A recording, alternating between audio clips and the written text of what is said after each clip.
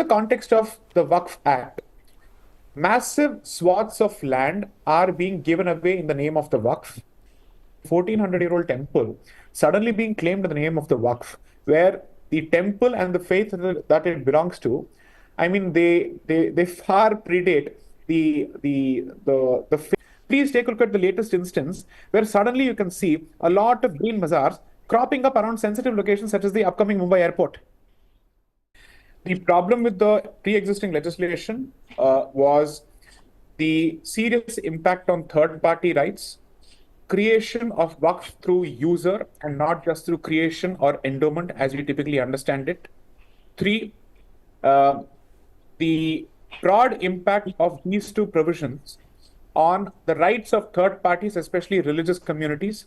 These, I think, were the broad problems with it. And secondly, the ability of oversight either by the state or even by the higher judiciary, so to speak, was practically absent. These are the areas where the current form of the legislation has managed to plug in some of these holes, wherein the problematic provision of Section 40 has been repealed. Then the composition of the Waqf Board has been altered to have the presence of both non-Muslims as well as women as part of Muslim members, along with certain representations from the government itself. Considering that it has, that Waqf has the ability to receive endowments from non-Muslims, and its conduct also has the effect on the rights of non-Muslims, it only made sense to have the presence of non-Muslims as part of the Waqf Board. 2, apart from Sunni and Shia Waqf boards, the possibility of diversity in representations from other Muslim sects, such as the Aga Khani as well as the Bohra sect, have been created specifically in this amendment. And the appeals to High Court from any decision of the Waqf Tribunal, I think is a stellar or salutary provision. If I had to go back with one, perhaps feedback or constructive criticism of the legislation that has been passed, is what does it do with respect to pre-existing claims where the Waqf Board has extended a claim to properties that perhaps don't belong to it? And what does it do to these outstanding old claims? That question has been left almost untouched, and perhaps that should have been addressed. But for whatever it's worth, I think a significant surgery has been undertaken of the legislation as it stands. This is one of the subjects where property jurisprudence meets religious endowment. Now, let's address this from a fundamental perspective. Does the central government have the power to, or the central parliament, the union parliament, does it have the power to legislate on the subject? The subject falls under entry 28 of the concurrent list, where all charitable endowments typically are accommodated, and therefore both the state and the center have the power to pass laws, and for a fact the center's power will prevail under the doctrine of colorable legislation if there's something contrary to it. Now, the second thing that you have to consider is when it comes to property jurisprudence, even if it is treated as a matter of fundamental rights, the manner in which the Waqf Board existed prior to this and the manner in which these provisions facilitated the assertion of rights by members of one community had a direct bearing on the fundamental rights of other communities as well. Assume for a moment, if under conventional property principles, somebody had to lay claim to your house, he would have to first of all show that the property belonged to him, that there is some title deed which has been issued in his favor, and he would have to satisfy some de minimis principles to explain why he has the right to assert ownership.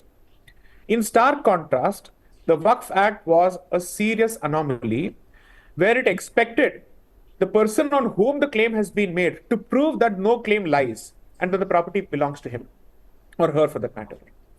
Now, these are certain fundamental aspects which are violative not just of those evidentiary principles or burden principles that we take for granted when it comes to conventional property jurisprudence. It also overturns the right of property of third parties.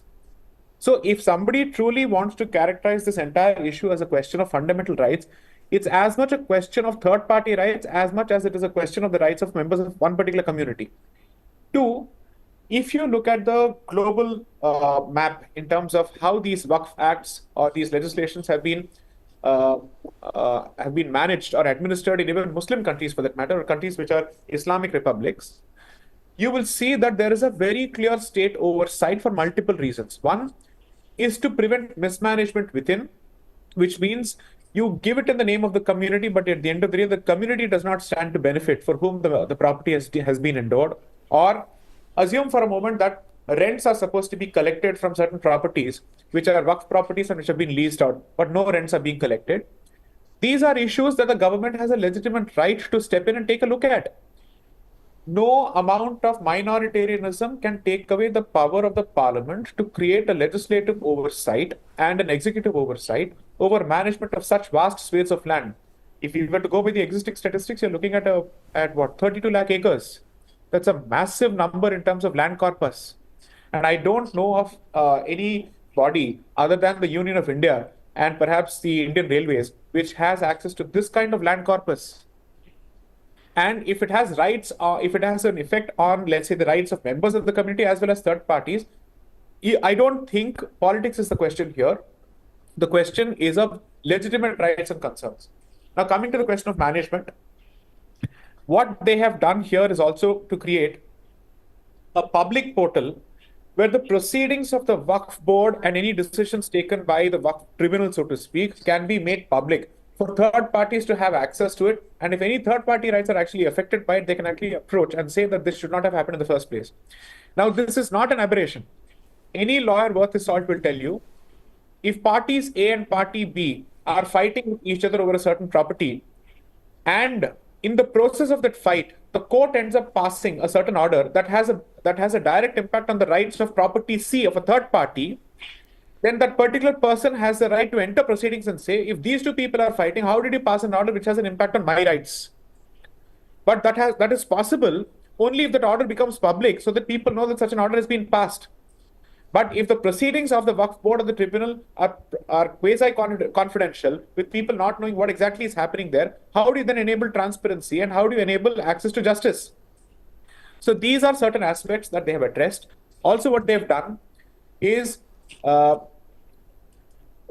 government has the right to appoint non-members or non-Muslims as part of this particular committee, which ensures that there is some diversity of representation. I'll give you a simpler comparison. People can say, can a non-Hindu be appointed to, let's say, the Temple Management Board? In such a situation, how can you appoint a non-Muslim to the Waqf Board?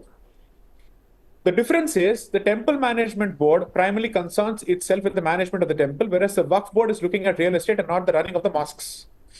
That's point number one. Point number two, there is a specific legislation wherein the government actually extracts a cess from temples for the services, so-called services it provides in terms of management of temples. That is not in the situation when it comes to Waqf Board here. Right. The government is not doing any kind of rent seeking or rent extraction from this body. All it is saying is the manner in which you've been operating over the last few decades, so to speak, comes at the expense of transparency and third-party rights. Let us put that house in order so that some kind of balance is struck between your community rights to endo properties in the name of your deity and what does it do to third-party rights. I think that's all there is to it. To make this an issue of minority rights, according to me, is to do injustice to the balance with which this entire issue has been addressed. Assume for a moment that the pontiff of a particular mutt or a seminary passes away and the mutt is in possession of, or it has at least thousands of crores of property in its name. The government actually has the right to step into the picture to see that that particular money is not misused or siphoned off or pilfered away. This is in the context of a private seminary, which is protected both by religious rights as well as privacy of property. In the context of the Waqf Act, massive swaths of land are being given away in the name of the Waqf. The entire regimen of administration was such that sunlight would barely manage to enter the portals of the Waqf proceedings. You would not know whose property is being taken. You would not know what are the principles that are being applied. And since the burden of proof has been completely turned on its head, nobody has access to any kind of principles of natural justice to say, if you assert your rights with respect to property over which I have documents, the onus is on you. And the example that Mr. Sankla was giving was of a 1400-year-old temple suddenly being claimed in the name of the Waqf, where the temple and the faith that it belongs to, I mean, they far predate the faith to which the Waqf community actually belongs, to the Waqf Board actually belongs. These are the kind of instances that you're actually looking at. So as far as I'm concerned, the track record of this entire tribunal has been one of tribalism. Unfortunately, the tribunal functions like a tribe. And therefore, the presence of those parties who have been affected in the long history of the Waqf Board and the Waqf Tribunal is legitimate way of addressing that particular issue. Now, you make the proceedings public. You also set an even playing field by ensuring that traditional principles of property are applicable to it, and there is a representation from across the board. How does that in any way affect if you have nothing to hide? If you have nothing to hide, you should not have a problem with the presence of somebody else.